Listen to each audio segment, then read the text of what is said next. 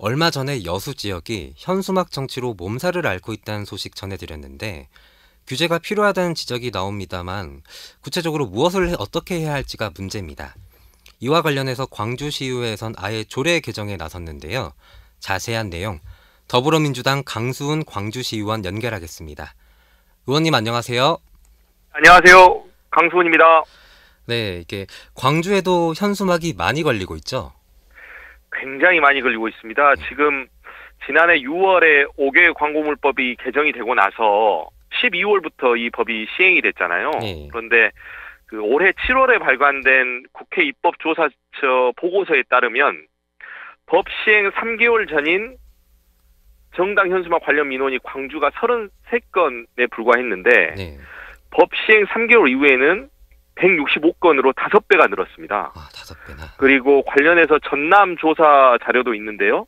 전남도 183건이었는데 법 시행 3개월 후에는 597건으로 3배가 늘었습니다. 그래서 이게 전국적으로도 비율로 보면 타 시도에 비해서도 가장 높게 증가한 것입니다. 네. 그렇다면 이 현수막들에는 대체로 무슨 내용이 써 있나요? 그러니까 정당의 정책 홍보나 민생을 위한 내용보다는 혐오를 조장하거나 개인에 대한 비방, 모욕이 담긴 내용들이 적지 않고요. 제가 본 현수막 중에는 범죄 조직의 우두머리라거나, 네. 매국노라거나 이렇게 편파적이고 정치 혐오를 조장할 수 있는 단어들이 써져 있는 현수막을 봤고요. 네. 또 최근에는 광주 같은 경우가 정율성 선생님, 작곡가와 관련된 이슈들이 있는데 이러한 이념과 관련된 현수막도 지금 난립이 되어 있는 상황입니다. 네, 그러니까 부정적이고 좀 선정적인 표현도 이렇게 난립하고 있다 이렇게 말씀해 주셨는데 네, 그렇습니다. 아무래도 이제 총선도 있고 명절도 다가오고 해서 더 많아지는 거겠죠? 예, 그렇습니다. 그래서 추석을 앞두고 그리고 총선 전에는 이 현수막들이 더욱더 난립될 것으로 예상이 되고 있습니다. 네, 이렇게 말씀하신 것처럼 현수막이 여기저기 내걸리다 보니까 동반되는 문제들도 많다고요? 예, 지금 각종 안전사고와 관련된 일들이 발생을 하고 있고요. 특히 뉴스를 보면 현수막 줄에 걸려서 킥보드를 타고 가던 아이가 목에 걸리는 경우도 뉴스를 통해서 볼 수 있습니다. 그래서 이게 현수막이 단순히 미관상으로 문제가 있는 것뿐만 아니라 여러 가지 도시 안전에 대한 문제와도 직결되어 있다, 이렇게 좀 말씀드리고 싶습니다. 네. 그러니까 이런 문제를 해결하기 위해서 아예 조례 개정을 추진하시는데 개정안에는 구체적으로 어떤 내용이 포함됐나요?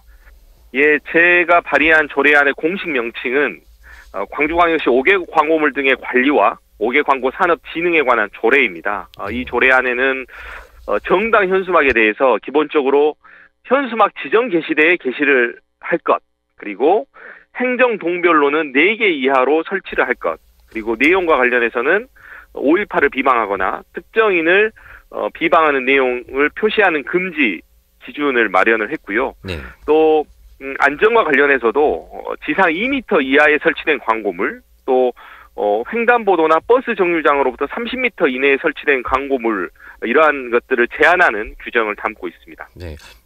현수막을 내거는 위치나 개수, 안전에 관한 구체적인 이렇게 기준을 제시하셨는데 이게 네. 내용만 들어보면 어느 정도 규제가 될 것 같기는 해요. 네. 그런데 이게 정당 현수막이 이게 법적으로 허용된 건데 조례로 과연 이게 규제가 가능한 건가요?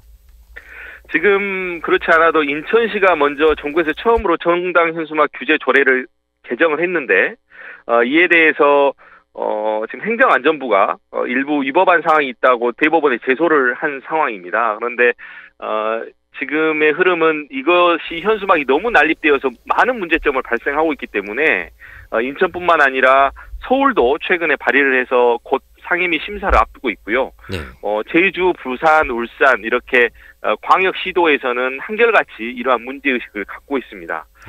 사실 악법도 법이다라고 한다면 달리 드릴 말씀은 없습니다만 시민의 안전과 편의를 무시하는 네. 이러한 현수막 난립은 반드시 개정이 되어야 되고, 특히 행복추구권과도 밀접하게 연관되어 있기 때문에 지방의회가 선도적으로 이렇게 조례를 통해서 제도화해서 규제를 할 수 있어야 된다, 이렇게 좀 주장을 하고 싶습니다. 네.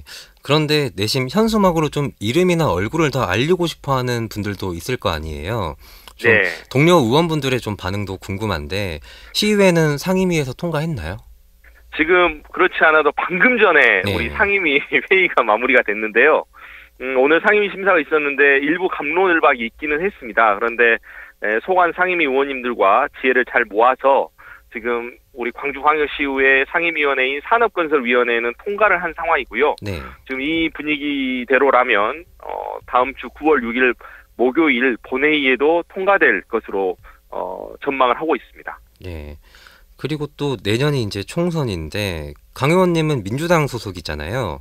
예, 그렇습니다. 이게 조례 개정이 이제 당연히 지방 의원의 역할이지만 이게 또 국회의원 간의 관계가 있다 보니까 사실 조례 개정에 머뭇거리는 분위기도 조금 있었을 것 같거든요. 실제로는 어떠셨나요?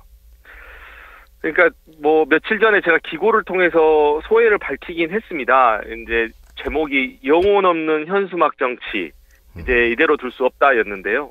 저는 이 영혼 없는 현수막 정치는 정치인들의 특권 의식을 그대로 보여주는 민낯이라고 보고 있고요. 예. 특권으로 가득 차 있는 국회의원 눈치 보면서 정치할 것이었으면 시작도 하지 않았다. 이렇게 좀 제 말씀을 드리고 싶고, 네. 특히 이번 조례 같은 경우에는 정말 시민들의 눈살을 찌푸리게 하고 해도 너무한다. 적당히 좀 하라라고 지금 말씀을 드리는 내용의 조례이거든요. 네. 그래서 부끄럽지 않게 정치를 해야 하는 분들이라면 대부분 동의를 하고 있는 것으로 알고 있습니다. 네, 그러니까 시민의 안전과 편의가 최우선이고 그리고 특권 의식 좀 내려놓자 이런 말씀이시죠? 예, 그렇습니다. 이게 또 광주시의회에서도 좋은 사례가 생기는 것 같은데 이게 또 구체화되려면 앞으로 좀 과제가 그래도 남아 있을 것 같은데요. 어떤 게 있을까요? 예, 일단 본회의 통과를 해야 될 것 같고요.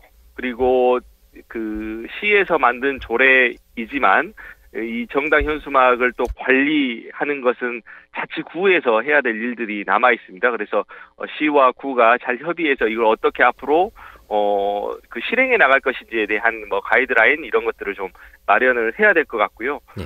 뭐 또 뭐 행정안전부에서 어떠한 제재나 뭐 이런 것들과 관련된 소제기가 있으면 그것에도 또 시의회 차원에서 적절하게 대응을 해 나갈 계획입니다. 네. 의원님 앞으로 좋은 의정 활동 기대하고요. 오늘 말씀 고맙습니다. 고맙습니다. 감사합니다. 더불어민주당 강수훈 광주시의원이었습니다.